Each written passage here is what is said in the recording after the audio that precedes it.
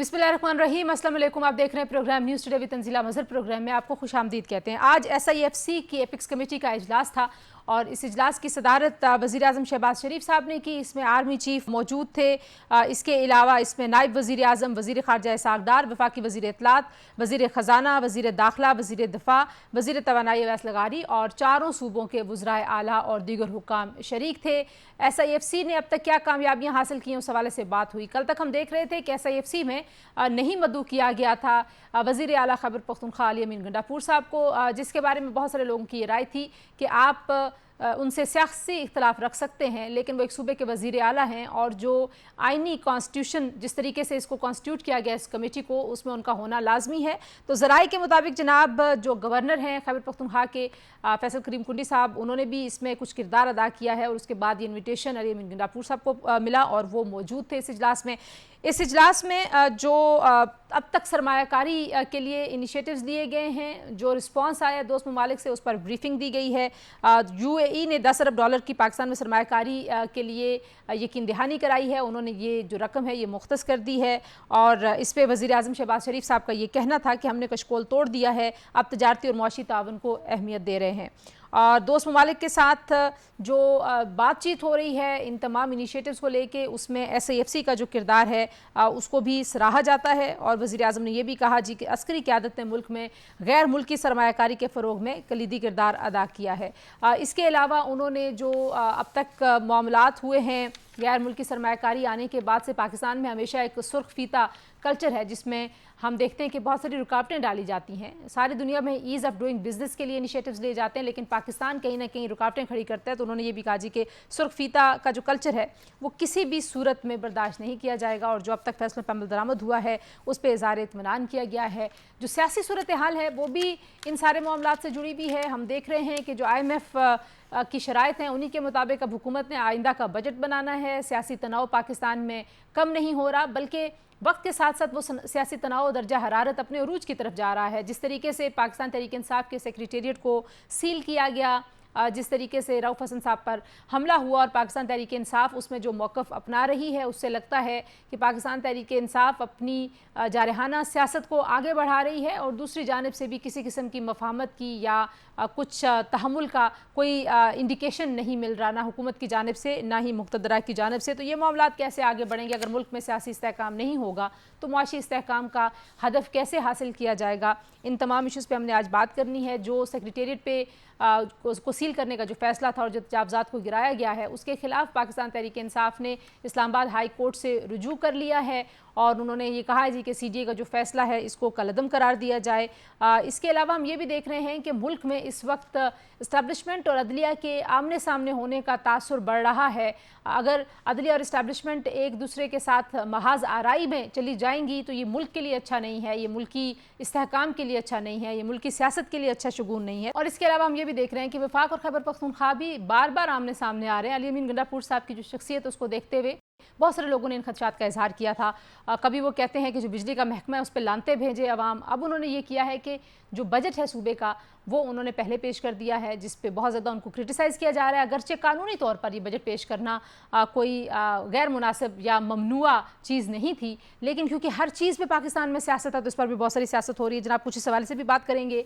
और पहले हिस्से में हम बात करते हैं, रऊफ़ हसन साहब पाकिस्तान तहरीक इंसाफ के ऑफिशियल स्पोक्स पर्सन हमारे साथ मौजूद हैं और एक बहुत ही बदकिस्मत वाक़े और हादसे से ख़ुद गुजरे हैं। और दूसरे हिस्से में हम बात करेंगे, हमारे साथ सीनियर एनालिस्ट का पैनल होगा और उनसे सियासी सूरत हाल किस तरफ जा रही है, मफाहमत की बात कैसे किसी कंक्लूजन की तरफ जाएगी, उनसे पूछेंगे। रऊफ़ हसन साहब बहुत शुक्रिया, आपने हमें वक्त दिया। Hope you are feeling okay. I am okay, शुक्र है खुदा का, thank you very much. And it was very unfortunate to C you go through all this. गुजर गया, थैंक यू। आप खान साहब से भी मिले हैं, इसके बाद आपकी मुलाकात कल हुई है? परसों। और कैसी रही वो मुलाकात? I known him for a very long time. मैंने कभी उनको इस किस्म के गुस्से में नहीं देखा। बहुत गुस्से थे वो और कह रहे थे कि ये लोग मेरे लोगों को इन्होंने मारना शुरू कर दिया, तो ये नाकाबिल बर्दाश्त है। So he sees it as an attack. As an attack. कि planned attack है Pakistan Tehreek Insaf. And it was a planned attack. Definitely. मैंने आपको I don't want to waste your time, but I think वो मुझे चेस कर रहे थे वो लोग। पहले उन्होंने एक टीवी के सामने मुझे कोशिश की, پھر اس کے بعد یہاں انہوں نے پکڑا مجھے اور then of course what happened you so that. Have you filed an G case F I R register کر دی ہے. اور اس پہ کوئی پیش رفت؟ کیونکہ میں دیکھ رہی تھی اسلام آباد پولیس والے کہہ رہے تھے کہ ہم تو میرٹ کے اوپر کر رہے ہیں اور بڑا زبردست کر رہے ہیں. You are satisfied with? ابھی تک تو جی کوئی کانٹیکٹ ہی نہیں ہوا.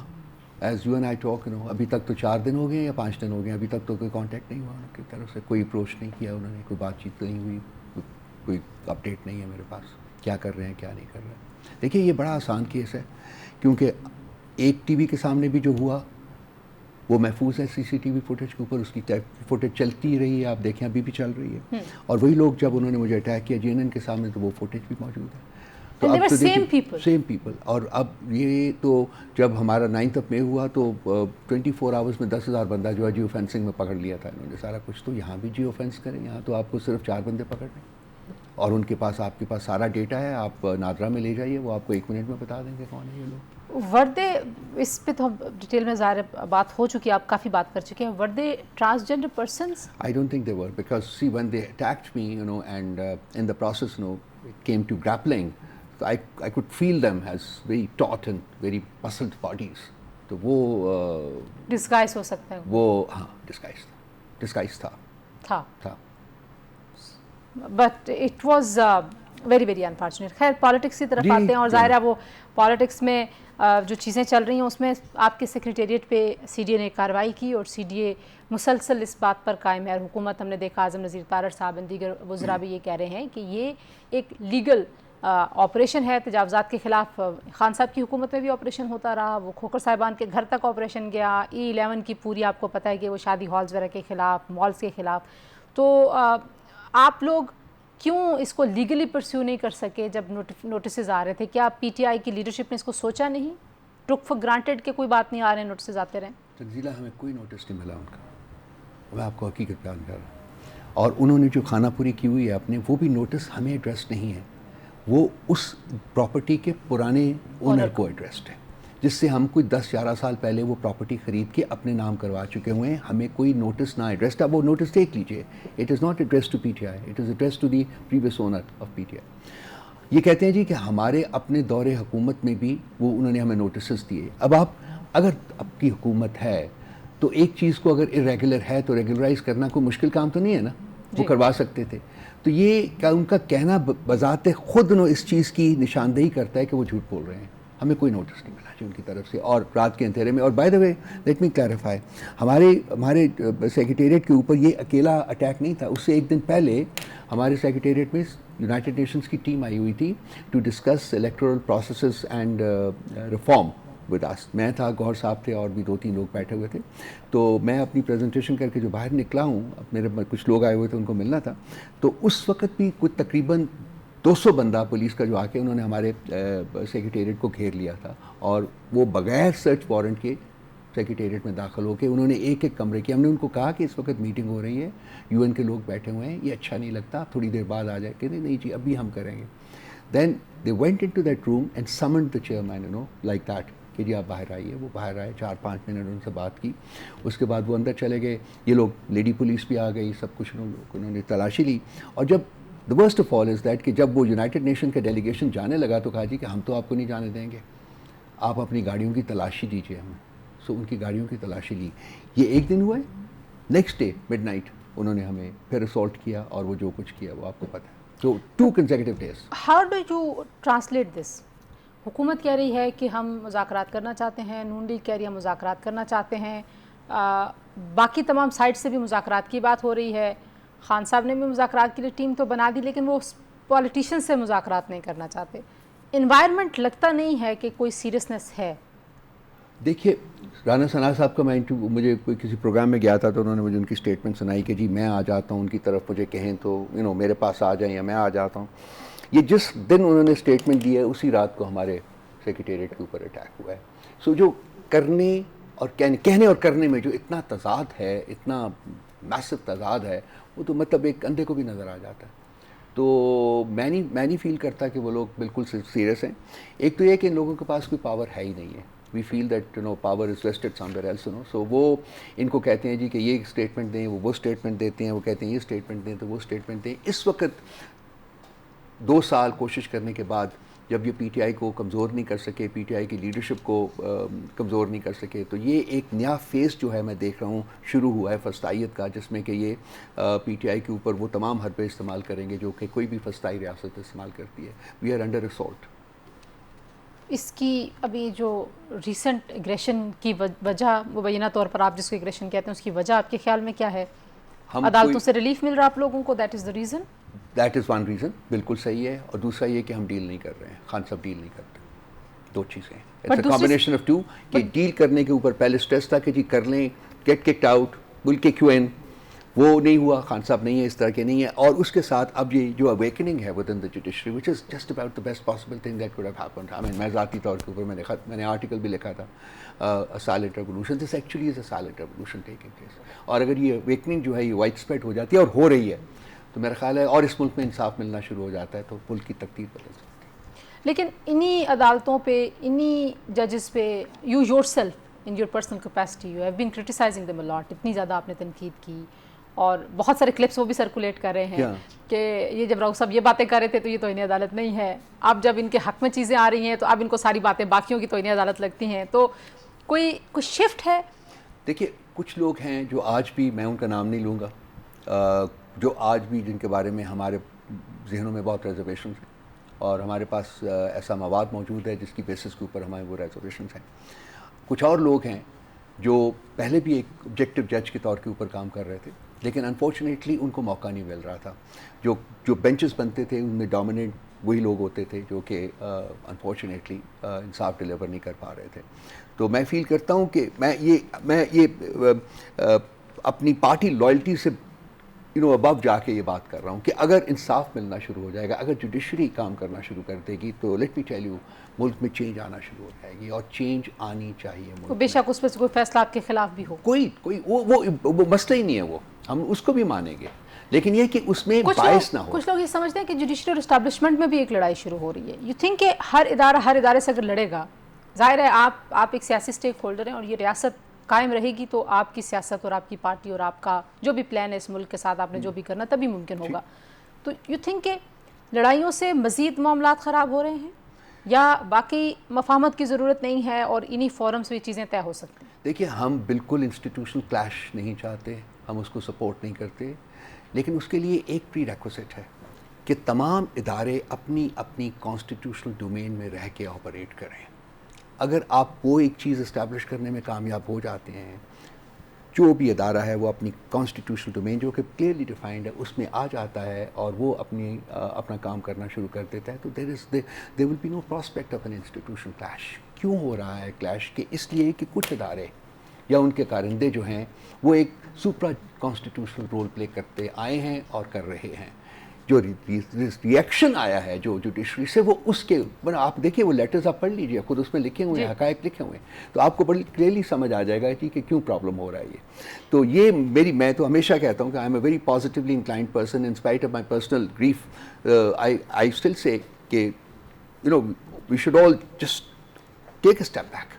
اچھا آخر میں مجھے بتائیے, آج SIFC کا اجلاس بھی ہوا اور آپ کے جو وزیر اعلیٰ ہیں خیبر پختونخوا کے, انہوں نے پہلے سے ہی بجٹ دے دیا. Was it a considered decision by the party? It was debated within the party and it was thought کہ جی چونکہ ہمارا بجٹ جو ہے وہ ایک ویلفیئر اورینٹڈ بجٹ ہے اور ہم نے وہ دینا ہی دینا ہے, اور کوئی کانسٹیٹیوشن جو ہے وہ آپ کو نہیں روکتا, لا جو ہے وہ بھی نہیں آپ کو روکتا, آپ کا رائٹ ہے, آپ کے صوبے کا ہائٹ ہے. تو انہوں نے کہا جی کہ ہم اپنا ویلفیئر اورینٹڈ بجٹ جو ہے وہ پیش کر دیتے ہیں. اب اس کی کوئی طویلیں نکالی جا رہی ہیں کہ اس کے پولیٹیکل مائلیج گین کرنا چاہتے ہیں, یہ تو میں نہیں فیل کرتا ہے کہ کوئی بھی ایسی مائلیج ہے جو کہ ہم گین کر سکتے ہیں. We thought we were ready to present our budget, so we went to the people. And you had the resources to fulfill جو آپ commitments کر رہے ہیں. We have the resources, unfortunately resources کے سلسلے میں تو ہمیں بالکل کنسٹرین کیا جاتا ہے, ہمیں بالکل اسٹینگولیٹ کیا جا رہا ہے, فیڈریشن کی طرف سے بالکل کوئی کوآپریشن نہیں ہے. سو دیکھتے ہیں کہ جی ہم کس طریقے سے اپنے ریسورسز ریز کریں گے, لیکن وہ ہم کریں گے. خان صاحب کی انسٹرکشنز ہیں کہ آپ نے ریز کرنا ہے, جو جس طریقے سے بھی of course within the domain of the constitution and law ہم ریز کریں گے ریسورسز, جو ہم نے پرومس کیا وہ ہم ڈیلیور کریں گے. لاسٹ آپ سے جو آپ کی تحریک شروع ہو رہی ہے, کب سے, کیسے, واٹ از دا, کیا آپ اس کے مائل سٹونز کیا ہیں جو آپ لوگوں نے؟ ہم بیسیکلی ایک پیسفل پولیٹیکل موومنٹ جو ہے اس کو لانچ کر رہے ہیں.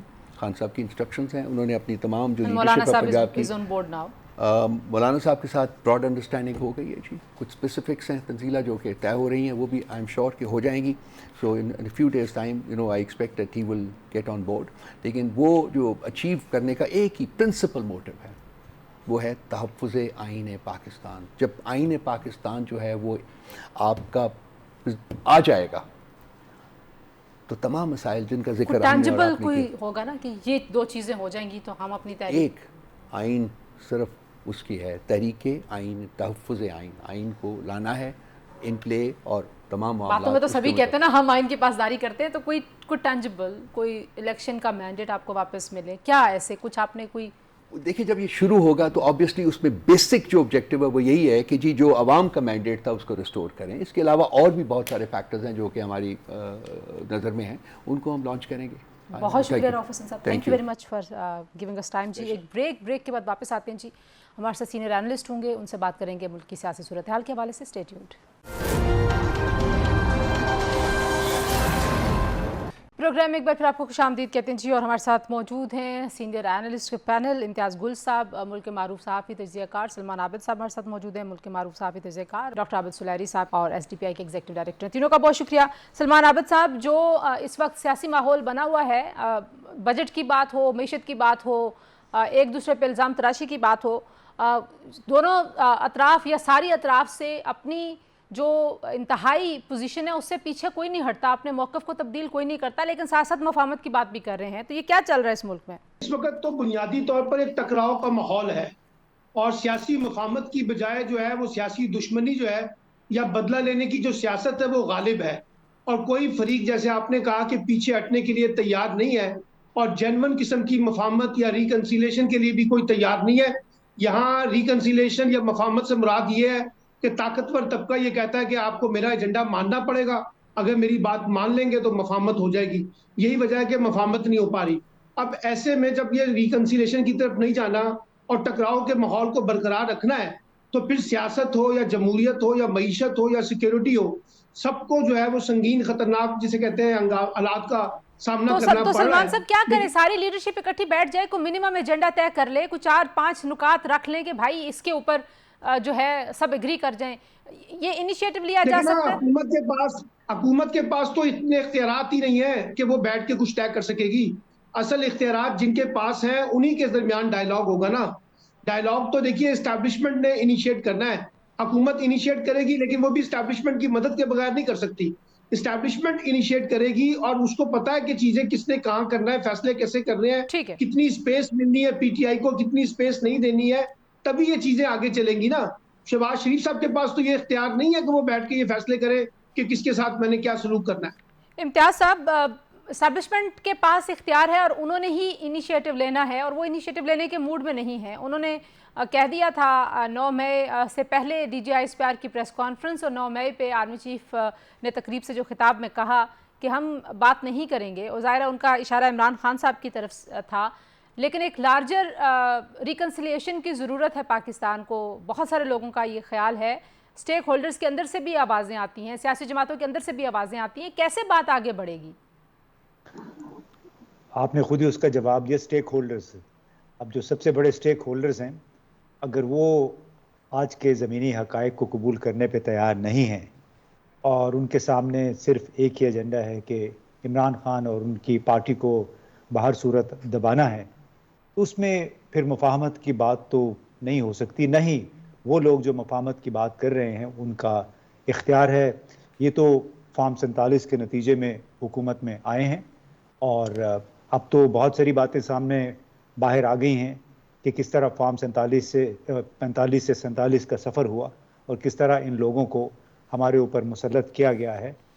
تو اس میں میرا خیال ہے کہ جو سب سے بڑے اسٹیک ہولڈر ہیں انہی کو سوچنا پڑے گا کہ کسی بھی انتہائی اقدام سے پہلے بہتر ہے کہ جیسے رانا ثناء اللہ نے کہا کہ اگر بات خواجہ سراؤں تک پہنچ گئی ہے تو پھر تو بہتر ہے کہ خود ہی آگے بڑھ کے صلح کی آفر کر دیں, کوئی مفاہمت کی بات کر لیں. تو میرا خیال ہے اس موقع پہ اس سے زیادہ میں کچھ نہیں کہوں گا. لیکن کیا یہ ڈیڈ لاک کی صورتحال سے باہر نکلنے کا کوئی طریقہ ہے؟ کیونکہ یہاں پہ تاثر تو یہ بنتا ہے کہ صرف دو فریقین کی لڑائی ہے، لیکن دو فریقین کی لڑائی نہیں ہے.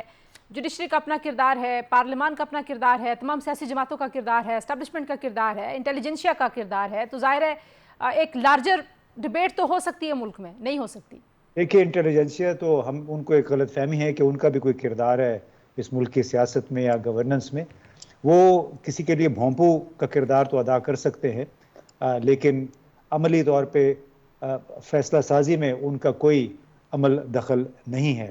اور دوسری بات، اس وقت میں سمجھتا ہوں کہ 9 مئی 2023 کے بعد جو عوام اور اسٹیبلشمنٹ آمنے سامنے آ گئے تھے، لیکن 8 فروری کے انتخابات کے بعد اب رفتہ رفتہ اسٹیبلشمنٹ اور عدلیہ آمنے سامنے آ گئے ہیں. بہت خطرناک صورتحال ہے. میرا خیال ہے تمام یہ جو بڑے سٹیک ہولڈرز ہیں انہیں سوچنا پڑے گا کہ تمام صورتحال کو ڈیفیوز کرنے کے لیے انہیں کیا قدم لینا چاہیے. ہاں، وہ کیا ایک اور دریا کا سامنا تھا. مجھے عابد سلیری صاحب، ایک لڑائی ابھی ختم نہیں ہوتی تو دوسری لڑائی شروع ہو جاتی ہے. بہت سارے لوگ کہتے ہیں یہ خوش آئند ہے. میں کچھ لوگوں کی گفتگو سن رہی تھی، میرے شوز پہ بھی کچھ لوگ کہہ رہے ہیں جی کہ پہلی بار عدلیہ سچ بول رہی ہے اور پہلی بار عدلیہ نظریہ ضرورت کو جو ہے وہ دفن کر رہی ہے. حالانکہ یہ افتخار چودھری صاحب والی جب تحریک چل رہی تھی تب بھی ہم ایسا پہلی بار، بہت ساری پہلی بار دیکھ رہے تھے. بٹ پوائنٹ جو امتیاز گل صاحب بتا رہے ہیں کہ ایک کے بعد دوسرا ڈسپیوٹ اور دوسرے کے بعد تیسرا تنازع اور لڑائی، ملک کدھر جائے گا؟ معیشت کیسے صحیح ہوگی اگر یہ لڑائیاں جاری رہیں تو؟ دیکھیے تنزیلہ، میرا خیال ہے کہ this is one of the moments جن کو اب کیپچر کرنا چاہیے. اکنامک جو اس وقت پراسپیرٹی کی طرف جانے کا یہ ایک، مجھے تو آخری چانسز میں لگتا ہے. اگر اس کو بھی اویل نہ کیا جا سکا تو پھر کافی دیر ہو چکی ہوگی. اس وقت اگر میں پیورلی اکانومی کے حوالے سے دیکھوں تو ایک اسٹینڈ بائی ایگریمنٹ جو ہے وہ آپ کمپلیٹ کر چکے بغیر ویور لیے، اور اب اگلا پروگرام جو ہے وہ اگلے بجٹ سے منسلک ہے. اور بجٹ میں ابھی جو IMF کا مشن آیا تھا اس کے ساتھ بیٹھ کے جو کنسلٹیشن ہوئی، ان کے مطابق اب بجٹ بن رہا ہوگا. ایک حکومت کے لیے ٹف بجٹ ہوگا جس کو اس کو اپروو بھی کروانا ہے، اور اس میں کوئی انوکھی چیز نہیں، وہی تمام چیزیں جو تمام حکومتیں اور IMF جو ہے پچھلے 15-20 سال سے ڈسکس کرتی چلی آ رہی ہیں. پرائیویٹائزیشن کی باتیں ہیں، ریئل اسٹیٹ سیکٹر پہ ٹیکس لگانے کی باتیں ہیں، ایگریکلچر سے انکم پہ ٹیکس کی باتیں ہیں، یا ریٹیلرز کی باتیں ہیں. لیکن یہ وہ باتیں ہیں جو کہ کسی بھی حکومت کے لیے کرنا بڑا مشکل ہو جاتا ہے. اب اگر ہم کہتے ہیں کہ جی SIFC کی شکل میں ایک فورم موجود ہے، یہاں پہ چاروں صوبے بھی ہیں، یہاں پہ جو بڑے سٹیک ہولڈرز ہیں وہ بھی بیٹھے ہیں یہاں پہ، تو اس کا کوئی فائدہ بھی ہوگا یا نہیں ہوگا؟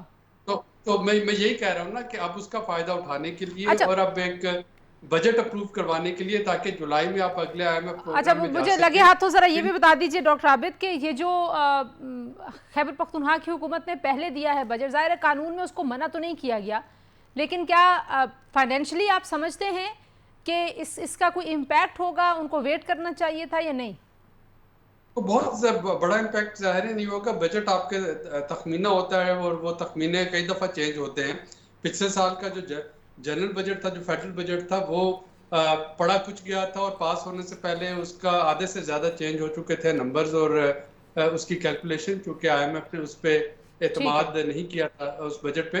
تو میرا نہیں خیال کسی کو خاص فرق پڑے گا. اصل جو امپورٹنٹ چیز اور ابھی تک اس پہ KP حکومت قائم نظر آتی ہے، اور وہ چیف منسٹر جو ہیں KP وہ ریکارڈ پہ کہہ چکے ہیں کہ وہ IMF ڈیل کو سبوٹاج نہیں ہونے دیں گے. اور ٹھیک ہے، یہ ایک اچھی بات ہے. وہ ساتھ یہ بھی کہہ رہے ہیں کہ ہاں ویلفیئر بجٹ میں دینا چاہتا ہوں. ٹھیک، بریک لے لوں، بریک کے بعد واپس آتی ہوں. جی، اپنے ہاؤس کو ان آرڈر کرنا اور اپنے ڈومین میں رہنا، یہ ظاہر ہے آئین کی روح کہتی ہے یہی، لیکن ہم کر کیوں نہیں پائے اب تک، کچھ اس پہ بات کریں گے. اور کیا پاکستان میں کوئی ایسی شخصیت، ایسا ادارہ ہے جو اس مفاہمت کے پروسیس کو لیڈ کرے؟ بریک کے بعد. جی، پروگرام ایک بار پھر آپ کو خوش آمدید کہتے ہیں. جی، بات ہم کر رہے ہیں اس وقت ملک میں جو سیاسی ماحول ہے، اس سیاسی ماحول میں کون ایسی شخصیت ہے، کون سا ایسا ادارہ ہے جو چیزوں کو بہتری کی طرف لے کے جا سکتا ہے؟ امتیاز گل صاحب، ماضی میں ہم نے بڑے بڑے گرینڈ الائنسز بھی دیکھے ہیں، بڑی مفاہمتی مفاہمتی ایگریمنٹ بھی دیکھیں ہم نے، اپنے جو حریف تھے ایک دوسرے کے سیاسی طور پر، شدید حریف اور مخالفت شدید، اس کے باوجود بھی لوگ ٹیبل پہ بیٹھے ہیں. خان صاحب بھی تو سیاسی لوگوں کے ساتھ بیٹھنے کو ترجیح نہیں دیتے. چلیں ان کے پاس مینڈیٹ کم ہے، خان صاحب سے مان لیتے ہیں، چوری کا مینڈیٹ بھی مان لیتے ہیں، لیکن ظاہر ہے ان کے پاس کچھ نہ کچھ تو مینڈیٹ ہے نا. وہ اس ملک کے سیاستدان ہیں، سیاسی قوتیں ہیں، ان سب کو کیا کریں؟ غائب کر دیں؟ کیسے کریں؟ دیکھیں بات یہ ہے کہ یہ اصل معاملات کو مٹی تلے دبانا یا کارپیٹ کے نیچے دبانے سے کوئی ملک آگے نہیں بڑھتے. اب عمران خان کو آپ مانے نہ مانے، پسند کریں نہ کریں، ان کی وجہ سے بہرحال ملک میں ایک صورتحال ہے. 8 فروری کے انتخابات بھی اسی کا ایک اظہار تھے. اس کے بعد عدلیہ کے اندر جو اس وقت ہلچل مچی ہوئی ہے، جس انداز میں کچھ ججوں نے ایک بڑا سخت گیر رویہ اختیار کر رکھا ہے اسٹیبلشمنٹ کے حوالے سے، تو یہ تمام ایک مظاہر ہیں، ریفلیکشنز ہیں ایک ایسی صورتحال کی جس کو ہم کہتے ہیں سیاسی عدم استحکام. جب تک سیاسی عدم استحکام ڈیفیوز نہیں ہوگا، اور اس کی چابی ہے تو عمران خان کے پاس، لیکن اس کے لیے پہلا قدم جو ہے دوسرے لوگوں نے اٹھانا ہے، کیونکہ دوسرے لوگوں کے پاس بندوق بھی ہے، اقتدار بھی ہے، اختیار بھی ہے. اور وہ اگر یہ سمجھتے رہیں کہ جس طرح جنرل پرویز مشرف نے افتخار چودھری اور دوسرے ججوں کو ڈسمس کر دیا تھا، پھر نومبر 2007 میں ایمرجنسی لگا دی تھی، تو یہ انہیں یاد رکھنا چاہیے کہ ایمرجنسی یا مارشل لا کبھی بھی دائمی حیثیت نہیں رکھتے ہیں. وہ کبھی نہ کبھی اس کو ختم کرنا پڑتا ہے، اور اس کی بنیادی وجہ یہ ہوتی ہے کہ حکومت کو، حکمرانوں کو لیجیٹیمیسی چاہیے ہوتی ہے. لیجیٹیمیسی بندوق کے زور پہ نہیں آتی ہے. صحیح. ڈاکٹر عابد، کتنی ضروری ہے پولیٹیکل سٹیبلٹی؟ کیونکہ دنیا میں بہت سارے ایسے ماڈلز بھی ہم نے دیکھے ہیں جہاں پہ اگر مان لیا جائے کہ ایک جماعت جو ہے وہ ٹیبل پہ نہیں آتی، جو دیگر سٹیک ہولڈرز ہیں ان کے ساتھ، تو وہ سمجھتے ہیں کہ جو لارجر اگر کنسنسس موجود ہے تو اس کے ساتھ معاملات کو چلاتے رہے. یو تھنک کہ پاکستان اس طرح کی سچویشن میں ہے، افورڈ کرتا ہے کہ عمران خان صاحب اپنی ضد پہ اڑے رہیں، سیاسی جماعتوں کے ساتھ نہ بیٹھیں، اسٹیبلشمنٹ کہتی رہے ہم نے ان سے بات نہیں کرنی، اور ملک کے جو معاملات ہیں وہ آگے چلتے رہیں، یا یہ ریزالو کیے بغیر آپ آگے بڑھ نہیں پائیں گے؟ دیکھیے تنزیلہ، یہ سیاسی جو ایک دوسرے کے ساتھ تعاون، عدم تعاون اور سیاسی رنجشیں یہ چلتی رہتی ہیں، اور یہ تمام جمہوریتوں میں ہوتی ہیں. کل کے دشمن آج کے دوست، آج کے حلیف کل کے حریف بن جاتے ہیں. اور اس پہ میرا خیال ہے کہ ایک جو آئینی ہمارے پاس ادارہ ہے جس کو کہ اس وقت مداخلت کرنی چاہیے، صدر مملکت، ان کو اپنا کردار ادا کرنا چاہیے as a father figure and as a supreme commander of جو پاکستان کی مسلح افواج.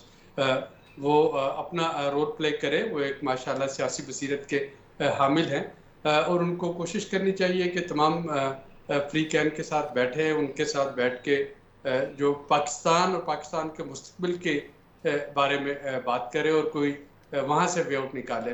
مجھے جو اصل اس وقت کنسرن ہے وہ کولیشن پارٹی کے اندر بھی مفاہمت کی ضرورت ہے. موجودہ کولیشن میں اگر جب پرائیویٹائزیشن کی بات ہوگی یا جب سٹیل مل کی باری آئے گی، پی آئی اے کی باری آئے گی، اس میں اگر حکومت میں شامل جماعتیں جو ہیں وہاں پہ ایک پیج پہ نہ ہوئیں تو آئی ایم ایف کا جو ایگریمنٹ ہے وہ ڈیلے ہو جائے گا.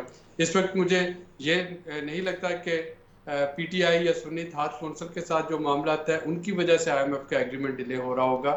حکومت کے پاس نمبر زیادہ ہیں، بجٹ پاس کروا سکتی ہے، لیکن اس بجٹ میں جو چیزیں پاس ہونی ہیں کیا کولیشن میں تمام جماعتیں اس پہ ایگری کریں گی اور اس کی رسپانسبلٹی لیں گی؟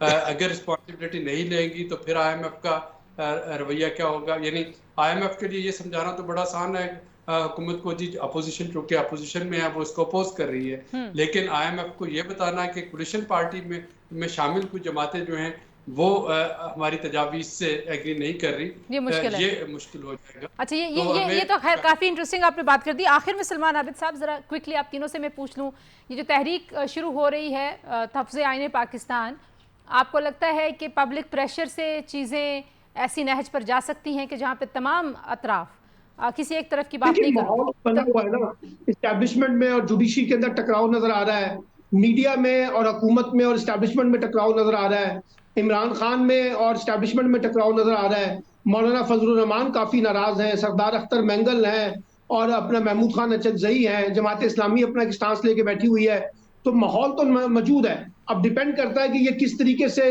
تحریک چلانے والے کس طرح سے تحریک چلاتے ہیں اور کس طرح سے لوگوں کو انگیج کرتے ہیں. امتیاز صاحب, آپ کیسے دیکھتے ہیں اس تحریک کو اور اس کے آبجیکٹیوز کو؟ دیکھیے, تحریک چلے نہ چلے, قیدی نمبر 804 کے ساتھ آپ کو مفاہمت کرنی پڑے گی. بلکہ کمال مصطفیٰ صاحب نے اچھا کہا کہ میں اگر نواز شریف کی جگہ ہوتا تو ناشتہ لے کے اڈیالہ جیل چلا جاتا اور ان سے بات چیت کر لیتا. تو انہوں نے بڑا اچھا نواز شریف تو چلے جائیں گے, آگے والے کو بھی کچھ کہنا سر, آپ ان کی تو بات ہی نہیں کرتے, وہ بھی تو ضد پہ اڑے ہیں. نہیں, اس میں وہ جب جائیں گے تو پھر بات چیت میرا خیال ہو جائے گی, اور بات چیت اس بنیاد پہ ہوگی کہ فارم 45 کو جس طرح فارم 47 کے ذریعے مینیپولیٹ کیا گیا ہے, پہلے آپ اس کا فیصلہ کر لیں, اس کے بعد بات چیت ہوگی. عابد صاحب, آپ کو لگتا ہے کہ جو کنفرنٹریشن کا ماحول ہے یہ کہیں نہ کہیں آئی ایم ایف جیسے اداروں کو, ان دوست ممالک کو, جیسے بھی یو اے ای نے $10 ارب کی سرمایہ کاری کی بات کی ہے, تو ان کو بھی کنسرن تو ہوں گے. اور بہت بار یہ پاکستان کی پولیٹیکل ہسٹری میں ہم نے دیکھا ہے کہ جس طرح کے دوست ممالک ہوتے ہیں جن کے اپنے انٹرسٹ ہوتے ہیں, جو انویسٹ کرنا چاہتے ہیں, they also play a role کہ وہ جو پولیٹیکل اسٹیبلٹی کا ماحول ہے وہ ذرا آ جائے. تو you see any such probability کہ شاید ایسا بھی کچھ ہو سکتا ہے؟ دیکھیے, میں تو آئی ایم ایف نے پاکستان کو آلریڈی کنفلکٹ افیکٹڈ کنٹریز کی کیٹیگری میں لیبل کر رکھا ہے. World Bank I M F کو اگر آپ دیکھیں, جس کا مطلب ہے کہ ریجنل کنفلکٹ کی وجہ سے آلریڈی ہمارا رسک جو ہے وہ ہائی ہے اکنامک انسرٹنٹی کا. اس میں کوئی بھی انٹرنل فیکٹر جو ہے وہ فی الحال برداشت نہیں ہو سکتا.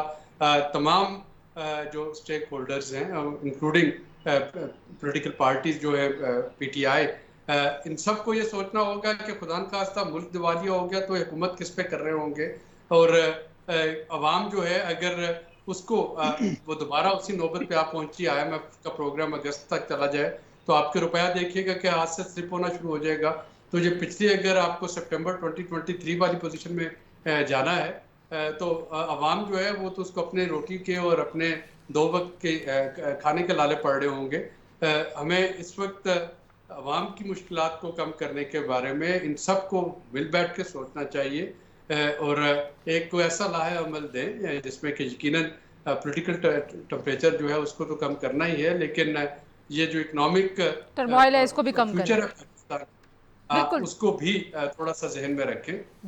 پاکستان ہے تو ہم سب ہیں. بہت شکریہ ڈاکٹر عابد سلیحری, امتیاز گل صاحب اور سلمان عابد صاحب, آپ نے گفتگو سنی جی. سینئر اینالسٹ کی آج سے اتنا ہی, انشاءاللہ دوبارہ ملاقات ہوتی ہے اگلے پروگرام میں. اپنا خیال رکھیے, اللہ حافظ.